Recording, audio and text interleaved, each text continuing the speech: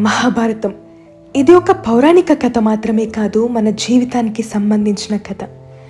అయితే 18 రోజుల పాటు జరిగిన కురుక్షేత్ర యుద్ధం తర్వాత పరిస్థితులు ఏంటి, దాని పరిణామాలు ఎలా ఉన్నాయనేది మనం ఈ వీడియోలో చూసేద్దాం. యుద్ధం తర్వాత ఎటు చూసిన శవాల గుట్టలు, ఏరులై పారుతున్న రక్తాలు, తెగిపడిన కాళ్ళు చేతులు తలలతో శవాలు. ఈ యుద్ధంలో గెలిచిన పాండవులకు సంతోషం కాక చివరికి దుఃఖమే మిగిలింది. ద్రౌపది, గాంధారి తమ కుమారులను పోగొట్టుకున్నారు.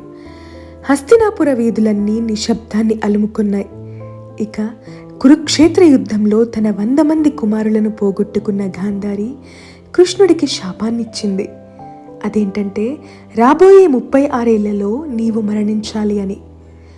ఆ శాపాన్ని అంగీకరించిన శ్రీకృష్ణుడికి అదే జరిగింది. యుద్ధం తర్వాత సరిగ్గా 3.5 దశాబ్దాలకు ద్వారక నీట మునిగింది. అలాగే యాదవ వంశం మొత్తం అంతరించింది.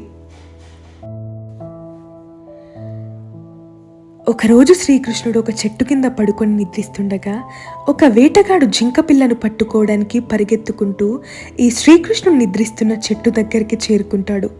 అయితే శ్రీకృష్ణుని కాలివేలును చూసి పొరబడిన వేటగాడు జింక పిల్లేమో అనుకుని విల్లు ఎక్కుపెడతాడు. దానివల్ల శ్రీకృష్ణుడు మరణించి యాదవ వంశం అంతరించిపోతుంది.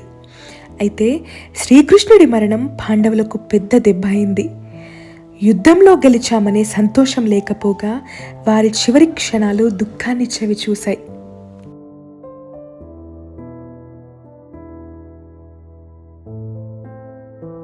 వారి మానసిక స్థితి తమ రాజ్యాన్ని త్యజించి హిమాలయాలకు వెళ్లేలా చేసింది.